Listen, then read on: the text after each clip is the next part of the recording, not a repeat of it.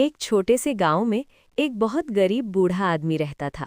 उसका कोई परिवार नहीं था और वो बहुत कठिन जीवन जी रहा था। खाने के लिए भी उसे कई बार दूसरों पर निर्भर रहना पड़ता था। उसकी हालत इतनी खराब थी कि कई दिन वो भूखा ही सो जाता था। एक दिन शाम के समय जब वो अपने झोपड़े के बाहर बैठा था, तभी उसने जंगल की ओर से एक अजीब सी रोशनी देखी। जिज्ञासा के कारण वो धीरे धीरे उस दिशा में गया। वहां उसने एक अद्भुत और चमकता हुआ हिरण देखा। वो हिरण साधारण नहीं था। उसके शरीर से रोशनी निकल रही थी, जैसे कोई जादुई शक्ति हो।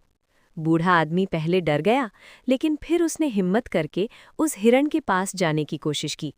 आश्चर्य की बात ये थी कि हिरण उससे डरा नहीं, बल्कि शांत खड़ा रहा। बूढ़े आदमी के मन में दया और अपनापन जागा और उसने उस हिरण को प्यार से छू लिया। अगले ही दिन उस बूढ़े आदमी की जिंदगी बदलने लगी। उसे अचानक खाने के लिए पर्याप्त भोजन मिलने लगा और धीरे धीरे उसकी गरीबी कम होने लगी। ऐसा लगा जैसे वो जादुई हिरण उसकी मदद कर रहा हो। कुछ समय बाद एक युवा लड़का उस बूढ़े आदमी से मिला। लड़के ने देखा कि बूढ़ा अब खुश और संतुष्ट है।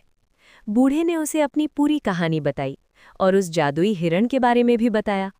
लड़का भी उस हिरण से मिलने के लिए उत्सुक हो गया। जब वो लड़का जंगल में गया तो उसे भी वही चमकता हुआ हिरण दिखाई दिया। हिरण ने जैसे उसे भी आशीर्वाद दिया। उस दिन के बाद लड़के की जिंदगी में भी सकारात्मक बदलाव आने लगे। आखिर में ये समझ में आता है कि वो जादुई हिरण कोई साधारण जीव नहीं था, बल्कि अच्छाई, दया और विश्वास का प्रतीक था। जो भी सच्चे दिल से उसके पास गया, उसकी जिंदगी बदल गई।